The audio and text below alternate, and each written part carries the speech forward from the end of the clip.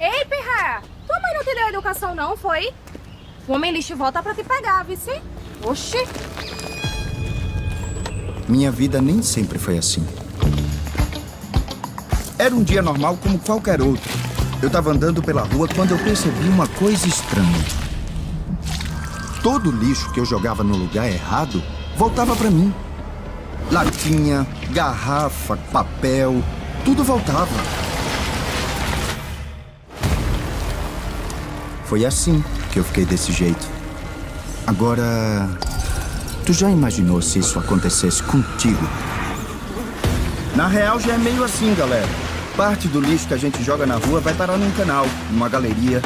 Aí, quando chove, ele acaba voltando. Então, Bessa, faz o teu, joga o lixo na lixeira e ajuda a manter a cidade limpa. Cuida. Prefeitura do Recife. O ritmo das entregas do Recife? Sente só! Depois do Parque das Graças, da Tamarineira e do Jardim do Poço, vem aí o Parque Aeroclube, o Parque do Rio Pina e a Orla Parque, no calçadão da praia. Também já começaram as obras dos parques no Cais José Estelita, em Roque Santeiro, nos Coelhos, e no Parque Alagável do Campo do Sena, no Barro. É nesse ritmo que a gente vai seguir. Prefeitura do Recife.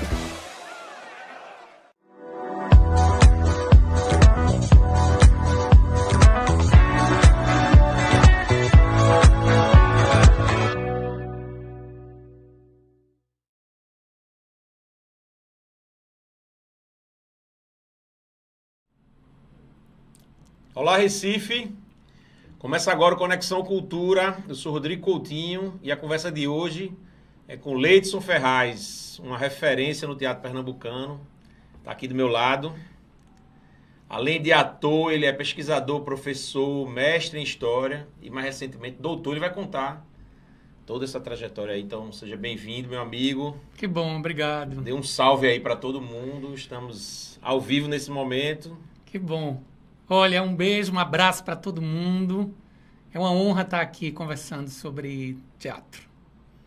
Então vamos conversar do começo, né? Como todo mundo faz aqui. Você começou muito novo, né? Dei uma pesquisada para a gente conversar aqui um pouco. Descobriu coisas, não descobriu coisas indecentes? Não, ainda não. A pesquisa não foi tão a fundo, não. Queria saber contigo dessa trajetória, né? Porque eu soube que aí, antes dos 10 anos, tu já estava envolvido com teatro. Me conta aí um pouquinho pra gente depois entrar na parte do doutor. Bom, Rodrigo, eu sou de Petrolina, né? Então, eu estudei num colégio, que é o Colégio Auxiliadora, que tinha apresentações. Então, eu comecei ali. Eu comecei imitando Renato Aragão, na verdade. Eu adorava fazer Renato Aragão nas festas de colégio. Mas eu vi teatro mesmo quando o meu pai e minha mãe me levaram para Nova Jerusalém. Sim. Eu assisti a Paixão de Cristo da Nova Jerusalém com José Pimentel dirigindo e fazendo o Cristo, quando eu vi aquela coisa grandiosa. Tu ainda em Petrolina? Eu morando em Petrolina. Tinha uma Paixão de Cristo lá, eu lembro vagamente assim que eu ia, mas aquilo me impactou. Eu disse, eu quero fazer isso. Então eu tinha 8 anos de idade quando eu vi. Com 9 anos, vê a ousadia, eu escrevi, pautado na Bíblia, eu escrevi a Paixão de Cristo, eu fiz o Pilatos, eu fiz Judas e eu fiz o Satanás. E eu dirigi 50 amigos meus da rua. A gente fez a Paixão de Cristo na rua. E terminou de uma... Como um exercício da escola mesmo? Não, era de coisa de bairro, onde eu morava. Sim. Assim. Eu resolvi chamar os meninos, eu peguei um monte de lençol para fazer os figurinos. E minha mãe ficou apavorada quando me viu fazendo a cena do Judas, porque eu pulava da árvore mesmo, eu não sei como é que eu fazia aquilo, mas eu me enforcava de verdade. Minha mãe atrapalhou a cena nesse momento. Mas aconteceu a Paixão de Cristo, com 9 anos de idade, eu dirigindo 50 amigos meus. Quando eu vim para Recife, já com 13 anos de idade, porque meu pai faleceu e a gente veio morar aqui, aí eu resolvi fazer curso, então eu passei pelo Arte Viva, eu estudei com o Valdir Coutinho. Minha primeira professora, na verdade, foi dentro do Colégio Decisão, uma grande atriz chamada Ida Corossi, que está viva ainda, mora em Fernando de Noronha. Eu tive a honra de ter como primeira professora aqui no Recife. E aí fui emendando, fui fazer jornalismo na Católica. Lá eu participei do Foi de lá Tucap. que a gente... Eu lembro de você por ter visto... Cabelo o seu- grande, sim, sim. né? Eu tinha cabelo, gente, Sim. né? Eu tinha cabelo. Então, eu participei de exercícios no Tucap com Elmar Castelo Branco. Então, foram os meus mestres. Até que eu me profissionalizei. Na Católica, a gente fez uma versão... A gente fez vários espetáculos, mas tem uma história muito curiosa na minha trajetória que eu fiz uma versão do Hair, do musical Hair. Inclusive, O tem seu projeto experimental Foi um dos sobre- sobre cabelo. Cabelo. Eu lembro ainda estudante da Porque Católica, eu você tinha- já tinha saído do eu- coisa, eu mas tinha- foi uma das que eu vi e me E interessei na época bastante. eu tirei assim, 10, era né? Porque ninguém fazia aquilo, né? Aquela ousadia de fazer quase um videoclipe como um projeto experimental. As pessoas faziam. Encerrava com Gal Costa, Com assim, Gal eu lembro Costa, demais, eu lembro de verdade Foi um- mesmo. foi uma um coisa choque, dessa, né? assim. E era muito isso mesmo, era desconstruído, talvez a palavra não seja essa, mas enfim, do que era o padrão Total. do que era jornalismo na época, né? Assim, Inclusive, de tem quem uma, fazia- uma grande jornalista que dava aula lá, que ela achava que eu estava tirando onda, né? Ela disse, como é que você vai fazer um projeto experimental sobre cabelo? E ela estava na minha banca e ela foi uma das que me deu 10. Sim. Foi uma coisa muito engraçada. Por quê? Porque eu tinha cabelo grande, então eu sofri muito preconceito.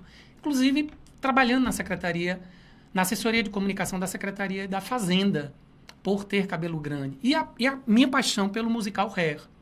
Então, ali, eu juntei uma galera grande para fazer essa versão, que foi proibida. A gente não tinha pago o direito autoral. Inclusive, tem um Sim. grande jornalista, João Carvalho, que estava metido Nosso nisso colega também. aqui, nosso colega Estava aqui, metido nisso também. Foi, né? Quem cantava Aquarius era Isaá. Sim. Isaá, cantora maravilhosa, era ela quem cantava. Entre várias outras pessoas. E aí a gente foi proibido, a gente mudou o título na época, por indicação do próprio cara da SBAT, passou a ser Hippies. E a gente fez o espetáculo em Triunfo, fez aqui no Recife, depois paramos. Aí eu engatei a atividade profissional, né? Minha estreia foi em 95, como ator num espetáculo lindo chamado Memórias da Emília, com direção de Luiz Felipe Botelho, fazendo personagens que eu amo, que eu fazia o Visconde Sabugosa, o Doutor Caramujo, fazia a voz do tio Barnabé. Enfim, aí ali eu fui fazer Alto da Compadecida, que eu trabalhei anos, né? Eu trabalhei 17 anos no Alto da Compadecida. E uma coisa que eu ia lhe perguntar é isso, como é passar esse tempo inteiro fazendo especificamente um personagem ou uma... Né? É quase um... Cara, essas séries que a gente vê hoje em dia de televisão é quase isso, né? Eu É. imagino assim. fazer Alto da Compadecida de Ariano, antes da explosão da Sim, minissérie da da minissérie, Globo, sim. a gente já era um sucesso. Acho que o único local que a gente não teve um bom público, coincidência, foi o Rio de Janeiro, no ano que Ariano foi homenageado pela Império Serrano. A gente não sabe explicar o que é que aconteceu, mas todos os lugares por onde passamos, sempre casa cheia. O Alto é um clássico, né? Então as pessoas sempre acham muito engraçado. Eu fazia 2 personagens que não tem na minissérie, que eram o Frade e o Demônio, não o Encourado, que é o demônio maior. Então eu fazia personagens que surpreendiam a plateia, porque eram realmente muito engraçados, mas as pessoas não conheciam da série, só conheciam do teatro. E era um prazer. Mas chegou um momento, Rodrigo, que a gente fica esgotado. Principalmente o Alto, que exigia fisicamente, né? E você dividia isso com a sua atividade como jornalista? Aí, como ainda, jornalista, tipo, como produtor pesquisa, e tudo, tal, né? Tudo. Então, era sempre muito complicado viajar, fazer temporada em outros lugares, mas eu amava, né? Eu amava fazer isso. Até que eu cheguei na conclusão que eu não precisava mais estar no palco. Eu sofri algumas decepções, não estou mais afim de ensaiar, ficar em temporada. É tudo muito difícil na área do teatro, né? Você ensaia muito, gasta muito tempo para fazer uma montagem, você fica pouco tempo em cartaz. Está cada vez pior. E aí, em 2000... Isso é o quê? 99? Não, 90? isso já é 2000, depois dos anos 2010. Ah, tá. Então, 2013, que foi meu último espetáculo, chamado Olivier e Lili, uma história de amor em 900 frases, que era um espetáculo que falava, inclusive, da minha trajetória, né? Um espetáculo de biodrama que trazia a vida real para o palco. Aí eu disse, não quero mais não. Aí eu enveredei para academia, né? Eu fui fazer mestrado, fui fazer doutorado. Mas tu chegou a dirigir e passar por todas as etapas? Como foi esse processo? Assim, Nesse processo como artista, eu experimentei de tudo. Eu fui produtor, eu fui diretor, eu tenho uma dramaturgia. Depois dessa frustração do musical Hair, eu me apaixonei pelo movimento hippie. Comecei a pesquisar muito. E aí eu ouvi um comentário do cara da SBAT que disse assim, por que você não faz uma coisa sua? Eu nunca tinha escrito uma peça de teatro. Então, eu passei muitos anos, na verdade, eu passei 7 anos para concretizar um projeto, um mega projeto, que eu inaugurei um teatro aqui no Recife, que era no Cais José Mariano, e eu escrevi um musical chamado Alheio. Esse musical tinha ninguém mais, ninguém menos de protagonista Irandi Santos. Irandi começando a fazer teatro profissional, adulto. Eu vi Irandi numa apresentação de escola. Ele já fazia artes cênicas, mas eu o vi numa peça de escola, convidei e ele acabou sendo o protagonista. Eu acho que era do CPI, se eu não estou enganado, do colégio CPI. Era, exatamente. Era ali no Derby, porque eu conheço pessoas que depois me contaram essas coisas, que estudaram no CPI e conheceram ele. Eu vi Irandi fazendo uma peça de Oscar Wilde, meu Deus, esse cara é muito bom. Ele nem ia fazer o protagonista, mas ele, no processo, ele me surpreendeu tanto que eu acabei colocando ele como protagonista. Ele passou 2 meses e meio raspando a cabeça em círculos, porque ele fazia um louco. Então, era um espetáculo com muitos atores, a gente tinha 16 pessoas em cena, muita grana. Na época, Laura Ferraz, minha irmã, conseguiu o financiamento da Lei de Incentivo à Cultura no início daquele processo. A gente teve um patrocínio de uma empresa de produtos farmacêuticos, acho que porque falava de hippies, então tinha coisa das drogas, aí a galera achou que casava, mas nunca foram assistir. Sim. E aí tem uma coisa incrível, que nesse processo eu conheci Quantos anos durou essa experiência de ter... A montagem da peça, a gente foi em 6 meses, mas do processo de inicial até concretizar foram 7 anos. E aí eu digo, essa experiência do teatro, especificamente, que você falou do Kaiser Mariano e tal, isso era exibido... Alheio durou 2 meses e meio. 2 meses e meio. Era muita grana. Eu aluguei o espaço, eu usei andaimes, eu trouxe iluminação. Játeles Miranda fazia a luz. Nunca tinha usado luz de show para teatro. Era uma coisa impressionante. E aí tem uma coisa muito linda desse processo do musical Alheio. Foi a única dramaturgia, a única direção profissional assim que eu assumi, que eu fiz uma pesquisa no HCTP, que é o Hospital de Custódia e Tratamento Psiquiátrico. A peça tinha esse nome Alheio porque ele falava do movimento hippie, o fim do movimento hippie, né? Então eles eram alheios ao consumismo, e alheio porque eram pessoas loucas, ensandecidas e criminosos. E aí a experiência, Rodrigo, de ir para o HCTP, quase todo final de semana, conviver com criminosos, pessoas que mataram pessoas na família, geralmente, doentes mentais, transformou a minha vida. E todos os atores passaram por esse processo. Todos foram lá ver o que era aquela realidade. Então, Alheio era um musical diferente, eu diria, porque não era um musical alegre. Ele tinha muita cena engraçada, mas tinha uma densidade que muita gente chorava no final. Mas, infelizmente, era muito caro e eu não pude manter mais. Né?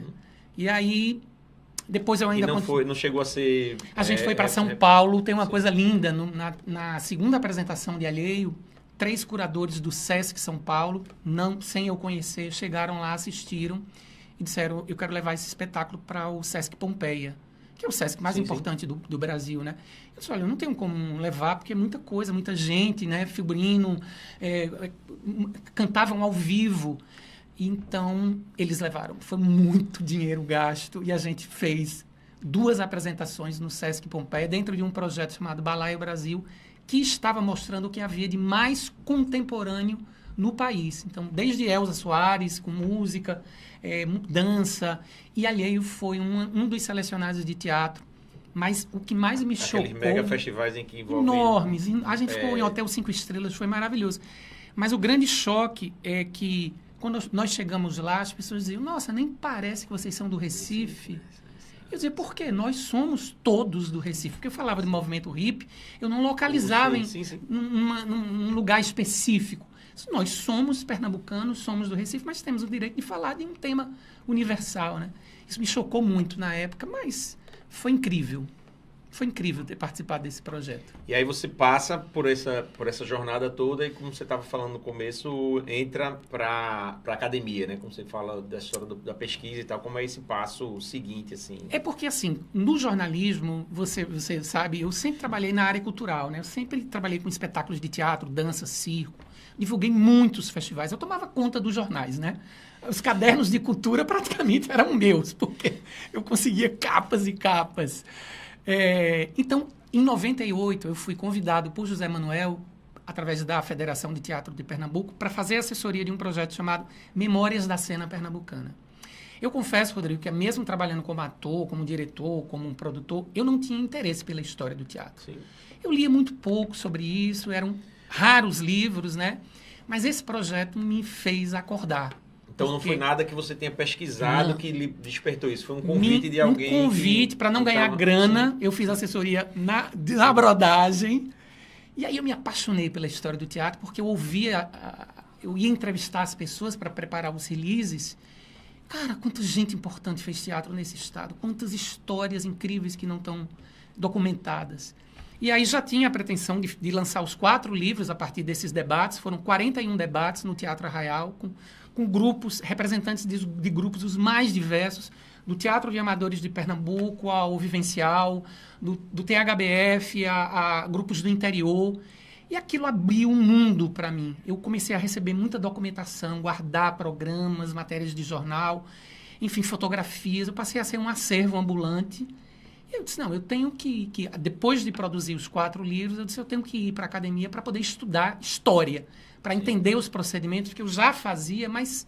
Sim, de forma mais organizada, exato. Né? Sim. Aí eu disse, não, é isso que eu quero. Eu gostei da academia. Envereda no mestrado de História para... E aí eu fui fazer mestrado em História na UFPE, que foi maravilhoso. Meu orientador foi Flávio Weinstein. Eu pesquisei a década de 30, um período muito esquecido da historiografia teatral brasileira. E aí depois eu resolvi fazer o doutorado. A gente não tem doutorado aqui em Pernambuco, né? Não tem nem mestrado nem doutorado na área de teatro.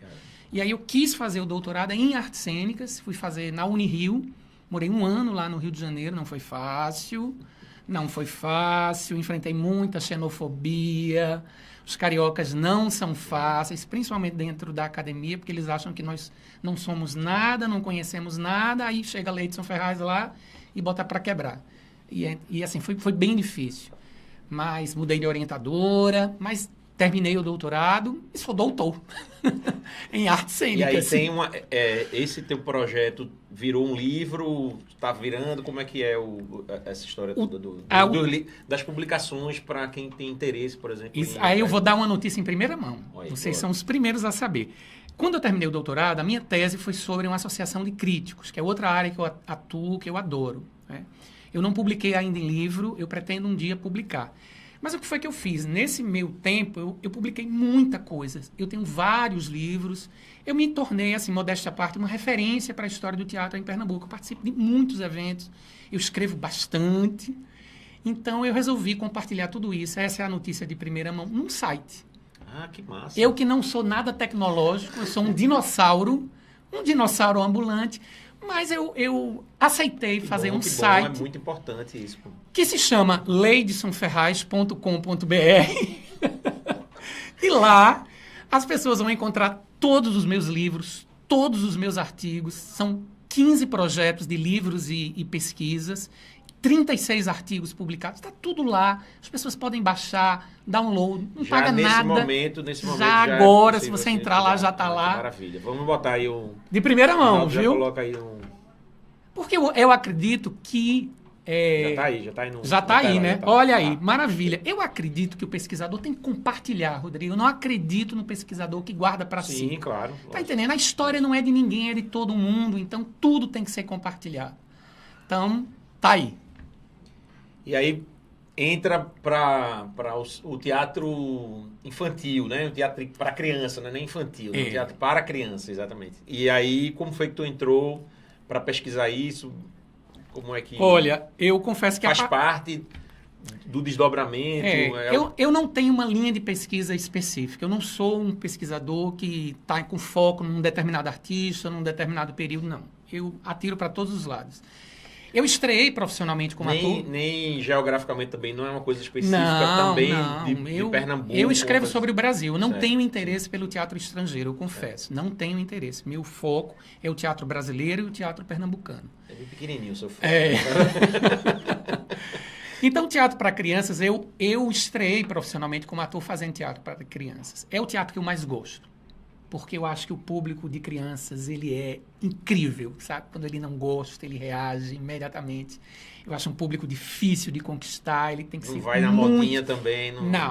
Ninguém não. não sabe o nome de quem tá ali. Eu acho né? maravilhoso isso. E a criança fala mesmo, né? Ela não tem pudor. Eu adoro teatro para crianças por conta disso. Eu não uso o termo teatro infantil. Eu acho que é um termo já Não, em desuso, né? eu falei e me corrigi porque é isso, no final das contas, né? Se não é... Não... Porque o teatro infantil vem de infante. A palavra infante quer dizer aquele que não fala, que não tem vez, né?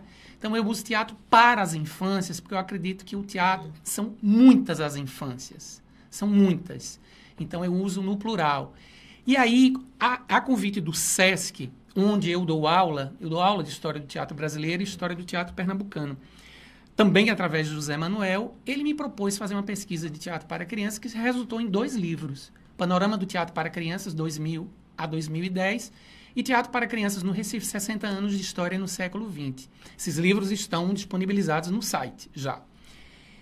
Eu me apaixonei por isso. Então, eu comecei a escrever muito sobre teatro para crianças. Eu sou muito convidado para ir para festivais específicos do teatro para as infâncias no Brasil inteiro.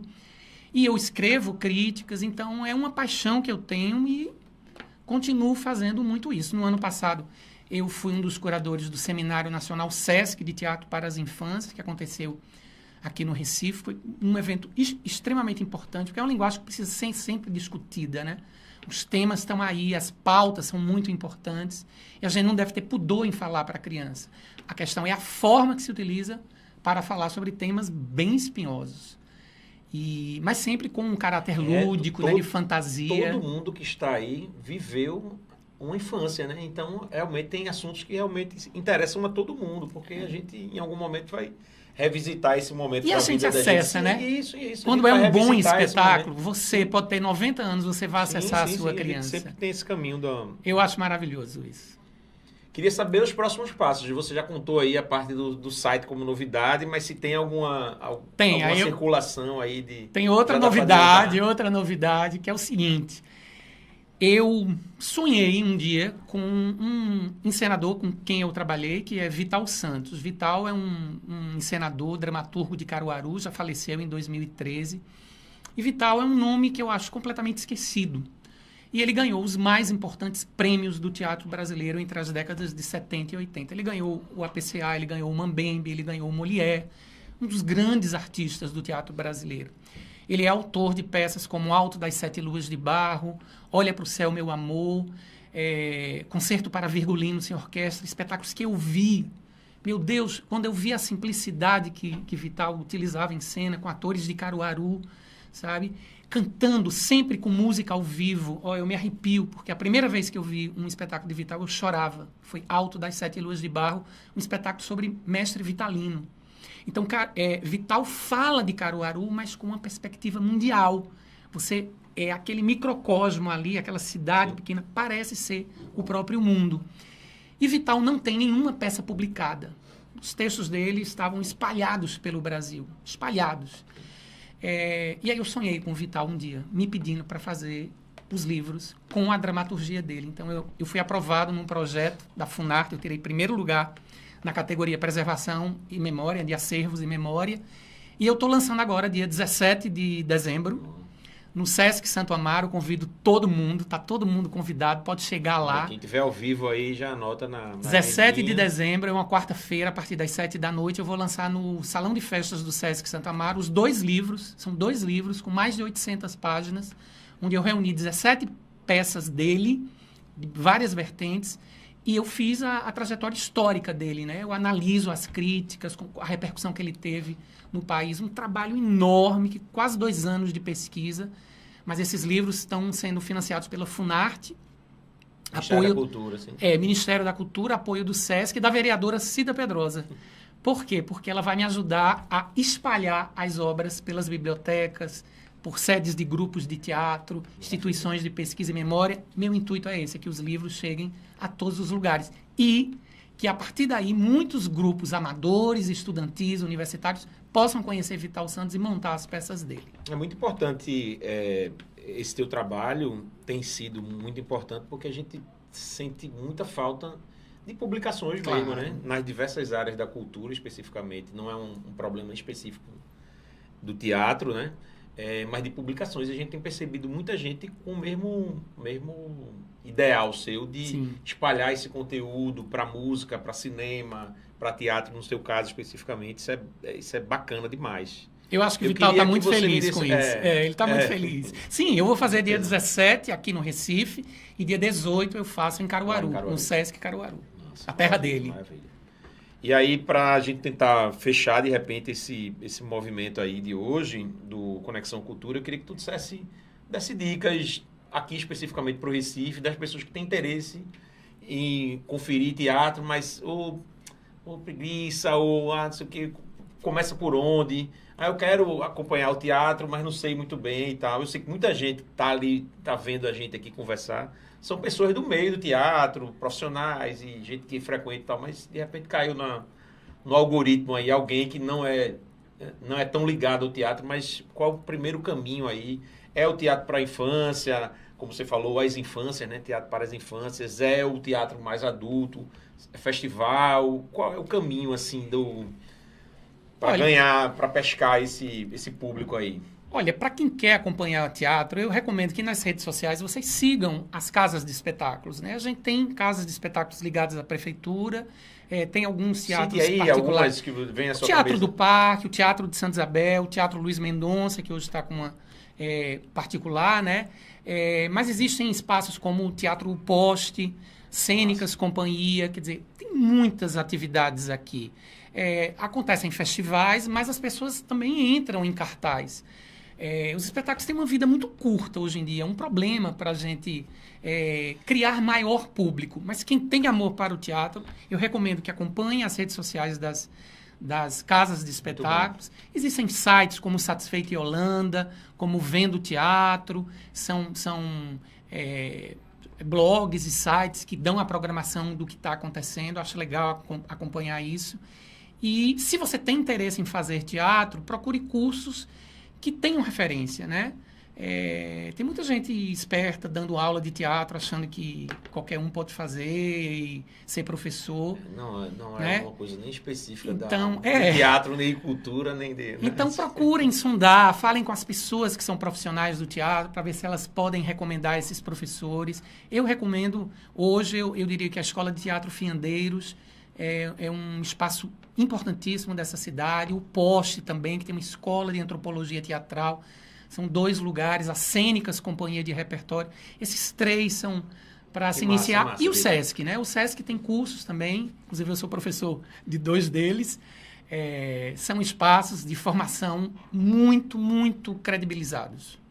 E aí acompanha isso durante o ano todo, qualquer O ano ano você pode ir lá e... Enfim. Ficar sempre antenado quando eles abrem inscrições, porque tem o período de inscrições, né? São cursos... E para todas as idades também. Exatamente, né? para a infância, né? Pessoas da terceira idade, enfim, tem várias opções, é só ficar acompanhando pelas redes sociais. Com a rede social hoje em dia, né, tá tudo... Sim, tá fica tudo mais fácil. mais exatamente, fácil, exatamente. né? A luta é pela concorrência, né? Porque é tanta coisa vindo e a gente vai... Mas frequentem teatro. O importante é ter público, sabe? Mesmo que você não goste daquele espetáculo, você aprende alguma coisa. Eu acho que vai filtrando e sabendo olhar criticamente e escolher o que vale a pena realmente conferir. Eu vou lhe agradecer demais, pedir para que você, de repente, se tiver faltando alguma coisa, se despertou em você alguma coisa, fique à vontade, a câmera aí é sua toda para dizer, se acha que está satisfeito também. Eu tô super feliz, assim, acho que dá para ver na minha cara que teatro é o amor da minha vida, né? Eu não saberia fazer outra coisa. Eu passei num pós-doc. Olha aí. No próximo ano eu vou fazer pós-doutorado e vou seguir nessa trajetória de registrar a história do teatro, né? Que é o que eu gosto de fazer. E quem puder, dia 17 aqui no Recife, no Sesc Santa Amaro, o lançamento dos livros Dramaturgia Vital, que é o título da obra, e dia 18 de dezembro em Caruaru, também no Sesc. Ok? Beleza, brigadíssimo, Leite. Maravilha, cara. Obrigado Obrigadíssimo você. mesmo, viu? Valeu. Obrigado. Então, a gente semana que vem volta na terça-feira com Marcos Oliveira. Estará aqui no Conexão Leitura, nosso programa. Então, até o próximo encontro. Obrigadíssimo pela audiência. Valeu, luzes! O Recife segue no ritmo de mais entregas. Dá o play aí. Depois da Ponte Monteiro em Putinga e do Ponte Leão da Rua Amélia, agora vem aí a Ponte Areias em Biribeira, a Ponte do Canal do Arruda e os novos pontilhões em Setúbal. Além do início da duplicação da ladeira da Coab e da nova saída do Ibura. Porque é nesse ritmo que a gente vai seguir. Prefeitura do Recife. Chefinho, vamos no carrossel. Na moral. Quem bota medo aqui é a gente. Bora, boy. Arrasta, motor. Areinha no vaso não. Caixa d'água limpa e tampada. Garrafa seca e embocada. Aqui tu não se cria. Contra dengue, zika e chikungunya, toque o terror no mosquito. Não deixe água parada. Prefeitura do Recife.